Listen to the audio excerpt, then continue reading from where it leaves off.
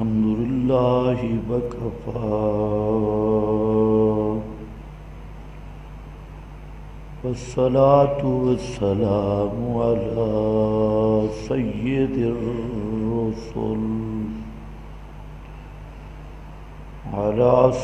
الرسل وخاتم الأنبياء. أما بعد فأعوذ بالله من الشيطان الرجيم. بسم الله الرحمن الرحيم. والكتاب المبين.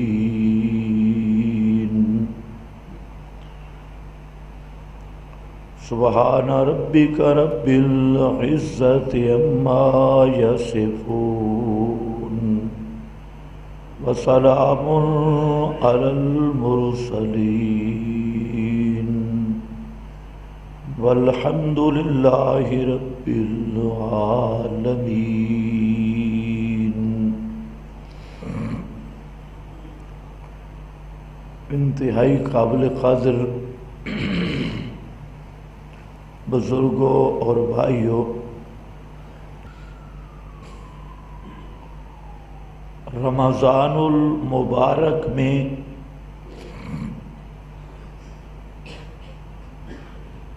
اللہ رب العزت نے اس امت کو کئی انعامات سے نوازا ہے اور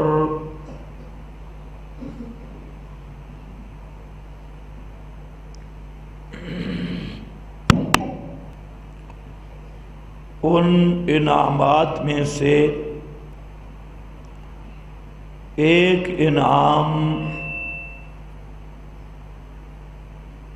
قرآن کریم کی صورت میں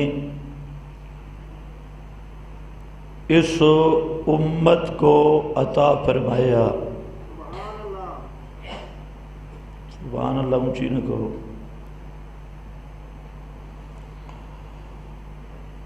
تو بلکہ اگر سوچا جائے تو سب سے بڑا انعام اور اس رمضان کا تحفہ اللہ رب العزت کی طرف سے جو اس امت کو نصیب ہوا وہ قرآن ہی ہے. باقی سب چیزیں اس بڑے انعام کے توابع سے ہیں، اس کے ضمن سے ہیں، اور اصل مقصود اس رمضان کی شان یا رمضان کے سب انعامات کی اصل وہ قرآن مقدس کا نزول اور قرآن مقدس کا آنا ہے. اس لیے قرآن اور رمضان ان کا تعلق بھی ایسا گہرا ہے اور ایسا اٹل ہے کہ جس کی نظیر نہیں ملتی. تو اللہ رب العزت نے قرآن نازل کیا اور اسی کی طرف قرآن مقدس نے خود اشارہ کیا کہ رمضان کی فضائل اور برکات کی وجہ بھی اس مہینے میں نزول قرآن ہے. اللہ رب العزت نے فرمایا والکتاب المبین انا انزلناہ فی لیلۃ مبارکہ، والکتاب المبین، یہ بیان کرنے والی کتاب گواہ ہے، روشن کتاب گواہ ہے، انا انزلناہ فی لیلۃ مبارکۃ، ہم نے نازل کیا اس کو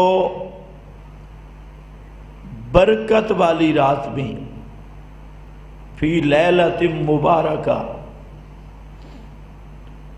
برکت والی رات، انا کنا منذرین فیہا یفرق کل امر حکیم امرا من عندنا انا کنا مرسلین۔ فرمایا اس کتاب مقدس اور قرآن مقدس کو ہم نے برکت والی رات میں نازل کیا، اور وہ برکت والی رات جس میں کائنات کی قسمتوں کے فیصلے ہوتی ہیں، افراد عالم، اقوام عالم کے انفرادی، اجتماعی بڑے بڑے اہم امور طے ہوتے ہیں، اس رات کو ہم نے قرآن نازل کیا۔ گویا کہ وہ جو امر حکیم اور بڑے بڑے اٹل فیصلے اور بڑے بڑے امور اور کائنات کی اقوام عالم یا افراد عالم کی قسمتوں کے فیصلے ہیں، وہ نزول قرآن پر کر دیے، اور جب قرآن آیا اللہ نے فیصلہ کر دیا کہ قیامت تک اب خوش نصیب وہ ہوگا جو قرآن کے ساتھ ٹچ ہو گیا، قرآن کے ساتھ مل گیا، اور اب بدبخت وہ ہوگا جو قرآن سے دور ہو گیا۔ تو قرآن کو اس رات میں نازل کیا جس رات میں اقوام عالم کی قسمتوں، بدبختی، خوشبختی اور ان کے بڑے بڑے اہم امور کو طے کیا، اور یہ بات طے کر دی گئی کہ قرآن کے نزول کے بعد سعادت مندی اور بدبختی، اس کا معیار کتاب اللہ اور قرآن مقدس ہے۔ اسی لیے دوسرے مقام پہ انا انزلناہ فی لیلۃ القدر، اسی لیلہ مبارکہ کو، لیلۃ القدر، ہم نے قرآن کو نازل کیا فی لیلۃ القدر، قدر تقدیر والی رات، قدر جس رات ہم نے فیصلے کرنے تھے کائنات کی قسمتوں کے، اس رات ہم نے قرآن کا نزول شروع کیا، اور قرآن نے مقدس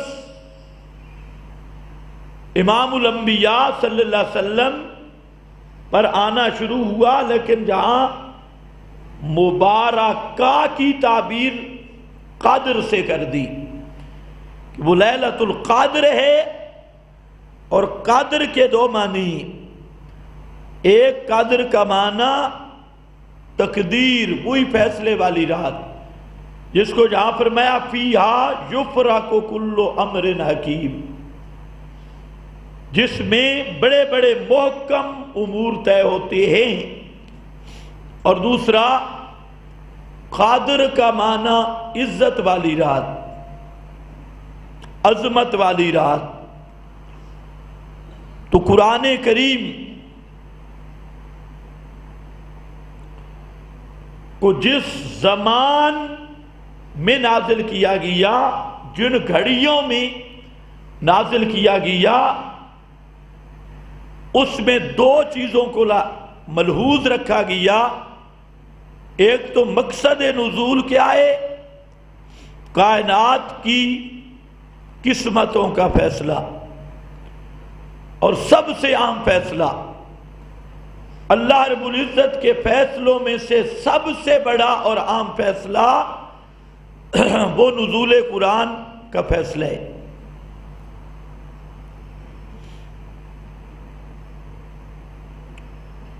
اور پھر وہ قادر جب وہ برکت، اس کا اثر پھیلا دیا۔ صرف وہ رات مبارک نہیں بنی جس میں قرآن آیا، صرف اس رات کو عزت نہیں ملی، بلکہ وہ مبارکہ اس برکت کو پھیلایا، اس قدر و عزت کو پھیلایا، اور اس قدر پھیلایا کہ اس رات کو مقام کیا دیا؟ خیر من الف شہر، 1000 مہینے جمع کرو، اور وہ رات خیر، بہتر ہے۔ کتنی بہتر؟ اللہ نے حد نہیں بیان کی۔ جس رات میں قرآن آیا وہ رات اتنی بہتر، خیر من الف شہر، 1000 مہینے سے بہتر۔ کتنی؟ ابہام چھوڑا، تم اندازہ ہی نہیں کر سکتے کتنی بہتر۔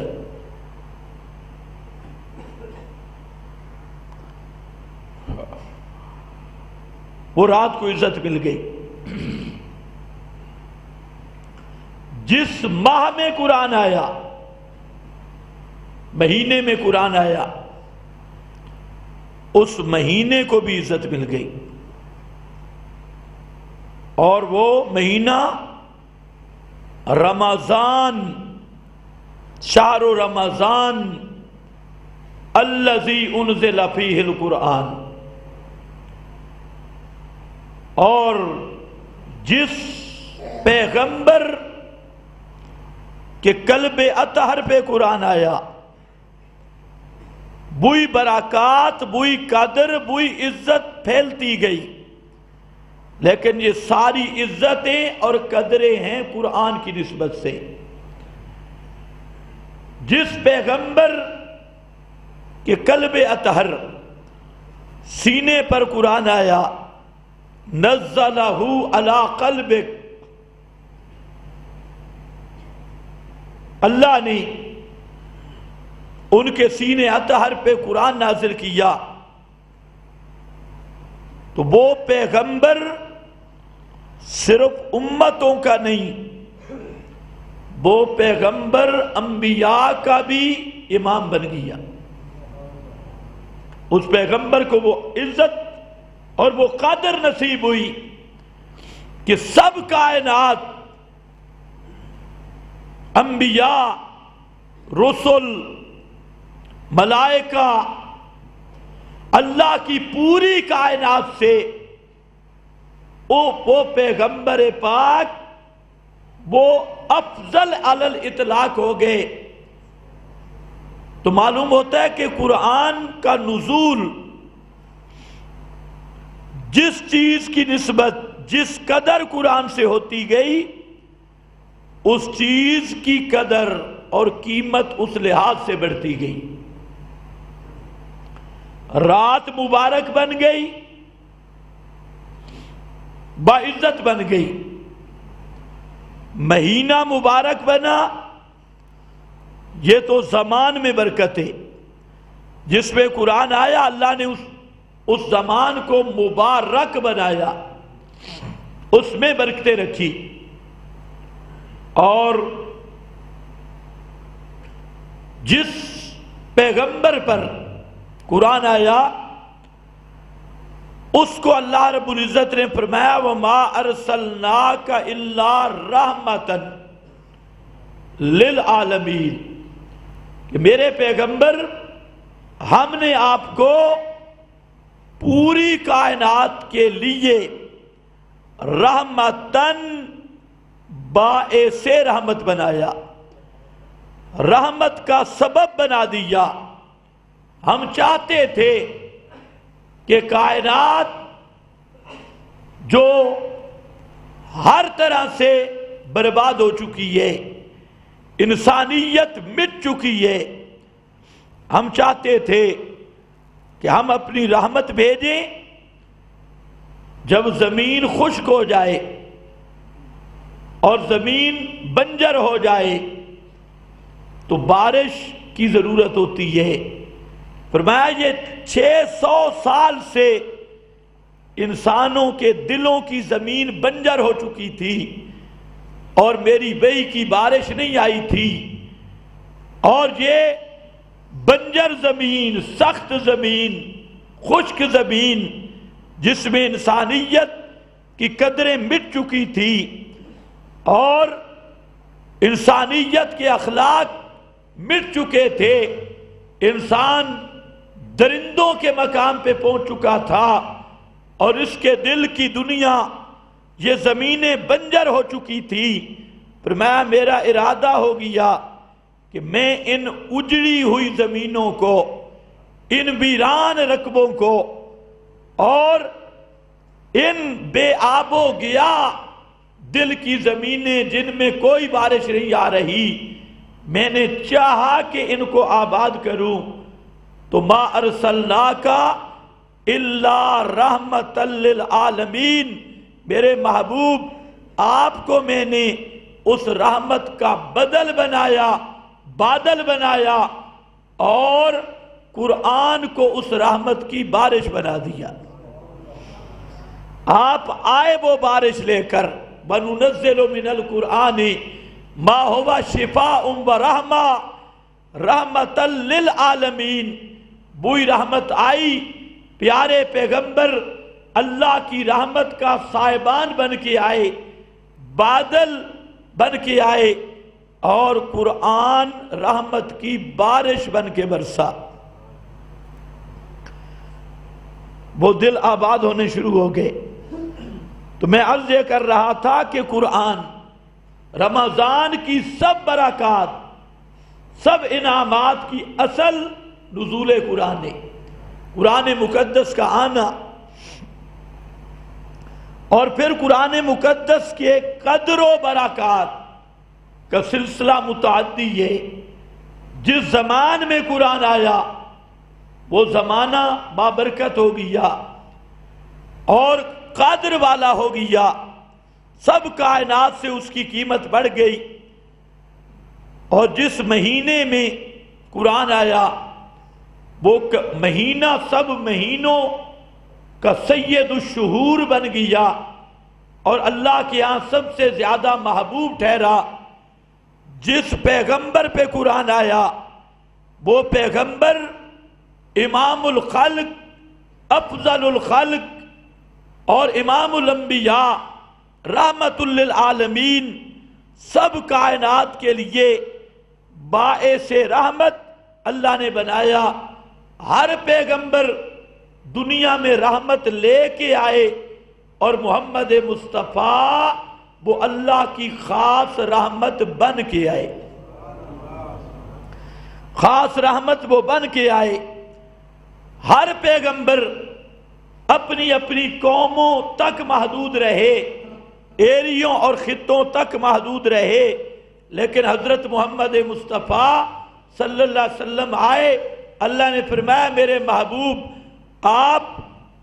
آپ کا جو منصب ہے، آپ پہ قرآن آیا، اور قرآن ایسی کتاب نہیں کہ صرف ایک خطے کے لیے ہدایت ہو، قرآن ایسی کتاب نہیں جو صرف ایک قوم کے لیے باعث نجات ہو، قرآن ایسی کتاب نہیں جس کی ہدایت محدود کسی زمان، مکان، زبان، جغرافیہ، علاقہ، ملک۔ فرمایا نہیں، آپ پہ قرآن آیا، اس لیے اب آپ اعلان کر دو کہ میرا مقام کیا ہے۔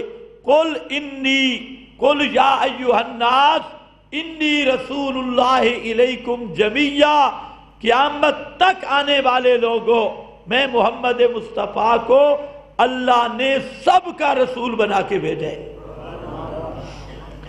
ما ارسلنا الا کافۃ للناس، کافۃ للناس، قیامت تک کے لوگوں کے لیے آپ کو کافہ بنایا، کافۃ للناس نذیرا، کافہ ساری کائنات کے لیے نذیر۔ اور اس کی وجہ یہ تھی، آپ کی نبوت عام اس لیے تھی، رسالت عامہ اس لیے تھی کہ اللہ نے فرمایا کہ یہ جو قرآن آیا یہ ھدی للناس ہے، یہ نصاب کسی ایک ایریے والوں کا نہیں ہے، پوری کائنات کی ہدایت کا یہ قرآن مقدس یہ کامل نصاب ہے۔ تو پیغمبر کریم پہ وہ قرآن آیا، وہ پیغمبر کریم کی شان پوری کائنات سے اللہ نے بڑھا دی، اور فرمایا وَلَٰكِن رسول اللہ، جتنے انبیاء آئے ان کو قرآن نے نبی کہا، رسول کہا، نبی رسولہ، یہ قرآن کی اصطلاح میں ان کو نبی بھی کہا، رسول بھی، ان کی عظمتیں بیان کی۔ لیکن حضرت محمد مصطفیٰ صلی اللہ علیہ وسلم جب آئے، اللہ نے فرمایا وَلَٰكِن رسول اللہ وخاتم النبیین۔ یہ اعزاز صرف محمد مصطفیٰ کو ملا، خاتم النبیین۔ گویا قرآن کے نزول کے بعد اب کسی وحی کی ضرورت ہی نہیں رہی، اللہ نے نبوت کا دروازہ ہی بند کر دیا۔ قرآن جیسی ہدایت کے ہوتے ہوئے اب نئی وحی کی ضرورت ہی نہیں، تو آپ کی ختم نبوت کی شان اللہ نے عطا کی کہ جب قرآن جیسی کتاب موجود ہے، اب نیا نبی بنانے کی ضرورتیں ختم ہو گئی اور مصلحتیں ختم ہو گئی، اس لیے وَلَٰكِن رسول اللہ وخاتم النبیین۔ اور قرآن جس جماعت میں آیا وہ جماعت بھی اونچی ہو گئی۔ نبی کریم علیہ السلام نے فرمایا کہ ان اللہ یرفع بہذا الکتاب اقواما، اللہ اس قرآن کے وجہ سے کئی قوموں کو اٹھائے گا، یرفع بہذا الکتاب ویضع بہ، اور اس قرآن کی ناقدری کرنے کی وجہ سے کئی قوموں کو اللہ ذلیل کرے گا اور ان کو پس کر دے گا۔ تو اس اصول کے مطابق قرآن کا پہلا سٹیج وہ اصحاب محمد مصطفیٰ صلی اللہ علیہ وسلم، سب سے پہلا قرآن سے مستفید ہونے والی جماعت وہ اصحاب رسول کی جماعت۔ اور جس جماعت کے سینے میں قرآن آیا، اللہ نے فرمایا وہ جماعت ایسی معظم جماعت، ایسی منظم جماعت، ایسی محبوب جماعت عند اللہ کہ اللہ رب العزت نے اس جماعت کی جو عظمتیں بیان کی، اور عظمتوں کے لیے الفاظ اور کلمات کا انتخاب کیا، ان کلمات کا انتخاب انبیاء سابقین کی عظمتوں کے لیے کیا گیا تھا، جن کلمات کا انتخاب اللہ نے اپنے اس قرآن والی جماعت یعنی اصحاب رسول کی بیان عظمت کے مقام پہ کیا۔ وہ جماعت بھی عظیم بن گئی، حالانکہ وہی تھے ان کانوا من قبل لفی ضلال مبین، قرآن آنے سے پہلے فی ضلال مبین، اور جب قرآن آیا اولئک ہم الراشدون، پھر گارنٹی مل گئی، جہان بدل سکتا ہے، پیغمبر کا صحابی ہدایت کی پٹڑی سے اتر نہیں سکتا۔ پھر گارنٹی ملنے لگی اولئک حزب اللہ، یہ اللہ کی جماعت، اللہ کی فوج، اولئک علی ھدی من ربہم، اور باقی سب کائنات کو رضا کی سند جنت میں داخلے کے بعد ملے گی۔ لیکن اس جماعت کو اللہ نے وہ اعزاز دیا کہ ابھی ہیں دنیا کے کمرہ امتحان میں۔ دنیا میں اس بات کی نظیر نہیں ملتی۔ حیرانگی کی بات ہے کہ طالب علم، سٹوڈنٹ ابھی کمرہ امتحان کے اندر ہو اور اس کے نتیجے کا اعلان کر دیا جائے، ابھی امتحان میں ہے۔ یہ واحد جماعت محمد مصطفیٰ ہے، اور یہ قرآن کا وہ پہلا سٹیج ہے کہ جو ابھی دنیا میں ہے۔ یہ دنیا کمرہ امتحان ہے، اور اللہ تعالیٰ کی طرف سے نتیجے کا اعلان ہوتا ہے، اولئک ھم المفلحون۔ لقد رضی اللہ عن المؤمنین، نتیجے اور رزلٹ کا اعلان کر دیا۔ تو الغرض میں عرض یہ کر رہا تھا کہ قرآن مقدس انعامات رمضان کا اصل، رمضان میں اللہ نے جتنے انعامات کیے، سب سے بڑا انعام وہ قرآن مقدس والا انعام ہے، سب سے بڑا انعام۔ اور اس قرآن مقدس کو اللہ نے وہ عظمتیں عطا کی کہ جس زمانے کی نسبت قرآن کے ساتھ ہوئی وہ زمانہ بابرکت ہو گیا، وہ زمانہ سب زمانوں سے اونچا ہو گیا۔ جس رات کی نسبت قرآن کے ساتھ قائم ہوئی وہ رات راتوں سے بڑھ گئی۔ جس مہینے میں قرآن آیا وہ مہینہ مہینوں سے بڑھ گیا۔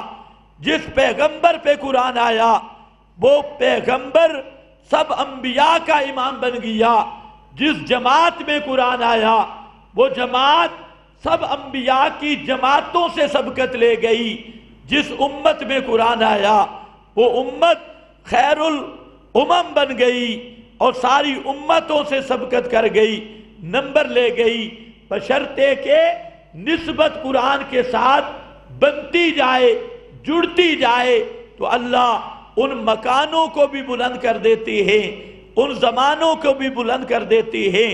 مکہ پہلے بھی شان والا تھا، لیکن جب قرآن آیا تو اللہ نے فرمایا میرے پیغمبر یہ قرآن آنے کی وجہ سے، فرمایا بَهَذَا الْبَلَدِ الْأَمِينِ، قرآن آیا تو اللہ نے مکے کو بھی وہ عظمتیں عطا کر دی کہ اللہ رب العزت نے مقام شہادت میں هَذَا الْبَلَدِ الْأَمِينِ صفت ذکر کر کے مکہ شہر کی بھی قسمیں کھائی۔ والتین والزیتون وطور سینین وہذا البلد الامین، هذا البلد الامین۔ اس لیے ایک بہت مناسبت تھی رسول اللہ صلی اللہ علیہ وسلم کی قرآن مقدس کے ساتھ رمضان میں۔ ایک تو یہ تھا، بخاری میں حدیث ہے کہ جب رمضان آتا تو آپ صلی اللہ علیہ وسلم اس کے لیے بھرپور تیاری کر لیتے، جس طرح آپ کسی مشکل کام کرنے کے لیے اپنے کپڑے سمیٹ لیتے ہو، معذر آپ کپڑے سمیٹ لیتے، اور اسی رمضان میں جبریل آتا اور جتنا قرآن نازل ہو چکا ہوتا، قرآن تو 23 سال کے عرصہ میں نازل ہوا، جتنا نازل ہو چکا ہوتا اس قرآن کا جبریل دور کرتا۔ دور کرنے کا مطلب ہے کہ جبریل پڑھتا، نبی کریم علیہ السلام سنتے، اور نبی کریم علیہ السلام پڑھتے، جبریل سنتا۔ جس طرح یہ حافظ بیٹھ کر آپس میں حفاظ کرام دور کرتے ہیں، تو رمضان میں یہ نبی کریم علیہ السلام کا دور ہوتا، جبریل اور آپ کا یہ دور جاری رہتا۔ پھر اس رمضان میں آپ نے ایک اور ترغیب دی، فرمایا من قام رمضان ایمانا و احتسابا۔ ایک حدیث گزشتہ جمعے میں نے بیان کی تھی، من صام رمضان، اب ہے من قام رمضان، جو رمضان کو قیام کرے گا ایمانا و احتسابا، شرط یہ ہے کہ مشرک نہ ہو، مومن ہو، کیونکہ مشرک چاہے ایک ٹانگ پہ بھی کعبہ میں کھڑے ہو کے عبادت کرے، مشرک پر خدا کی لعنت ہے، عبادت قبول نہیں ہوتی۔ اس لیے ہر جگہ پہ من قام رمضان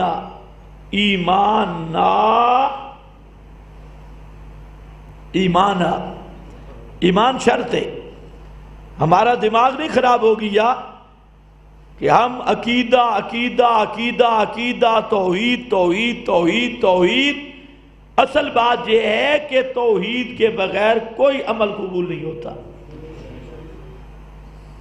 لوگ میٹھے میٹھے فضائل سنا کر قلعہ فتح کر جاتی۔ یہ جو ہمارے صوفی حضرات ہیں رہبندی، اللہ ان کو ہدایت نصیب فرمائے، یہ بیچارے محنت بھی کرتے ہیں، گھر بار بھی چھوڑا ہے، بسترے بھی اٹھائے ہیں، اور کافی بیچارے کوشش بھی کرتے ہیں، لیکن عقیدہ صحیح نہیں ہوتا، پٹڑی سے اترے ہوئے ہوتے ہیں، تو ساری محنت ضائع ہو جاتی ہے۔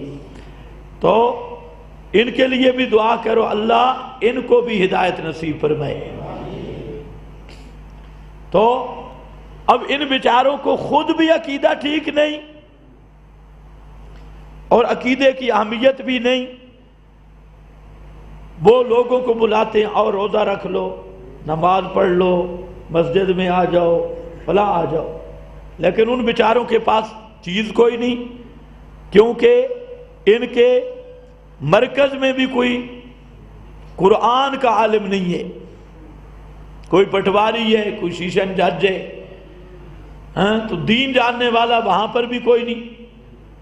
تو اب یہ بیچارے ہوتے مخلص ہیں، چلے کے لیے جاتے ہیں، سال کے لیے، کوئی گھر بار چھوڑ کر، کئی ان میں مخلص ہوتے ہیں۔ کچھ تو خیر بیوی سے لڑائی کی اور جماعت میں چلا گیا، کسی کی باپ سے ایسا بھی ہوتا ہے، باپ سے لڑائی ہوئی تو کہتے ہیں چلہ کے لیے جا رہا ہوں، کسی نے ڈاکہ ڈالا چلے کے لیے چلا گیا، چوری کی چلے کے لیے چلا گیا، اس میں بھی اکثر لوگ جاتی ہیں، لیکن کئی ان میں مخلص بھی ہوتی ہیں،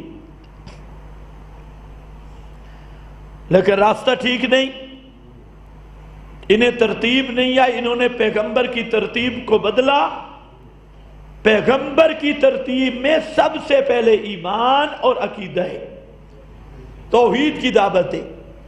اس لیے فرمایا من قام رمضان، جس آدمی نے رمضان میں قیام کیا ایمانا و احتسابا، عقیدہ ٹھیک تھا اور نیت ٹھیک تھی، دونوں چیزیں، یعنی رمضان کی عبادت کو عبادت سمجھ کے کیا اور کوئی نیت نہیں تھی، مقصد تھا کہ اللہ کو راضی کرنا۔ احتسابا غفر لہ ما تقدم من ذنبہ، اس کے اللہ پچھلے گناہ معاف کر دیتی ہے، چونکہ مومن کے لیے کبائر کا تو تصور ہی نہیں کہ مومن آدمی کبیرہ گناہ کر کے پھر توبہ نہ کرے، اس کا شریعت میں تصور ہی نہیں ہے۔ ایمان بھی ہو آخرت پر اور کبائر گناہ کا بوجھ لے کے پھرتا رہے، مرنے کا یقین بھی، قیامت کا یقین بھی، اور کبائر کا بوجھ سر پہ لے کے پھرے، شریعت میں اس کا تصور ہی نہیں۔ جو مومن ہوگا اگر گناہ کبائر بھی کر بیٹھے گا تو اس کا دل ڈرے گا، وہ توبہ کرے گا اور روئے گا۔ اس لیے غفر لہ ما تقدم من ذنبہ پہ علماء نے اشکال کیا، اس اشکال کی ضرورت نہیں۔ مومن کبائر اس کے ذمہ ہوتے نہیں، صغائر اللہ رب العزت اس سے معاف کرتی ہیں۔ کام رمضان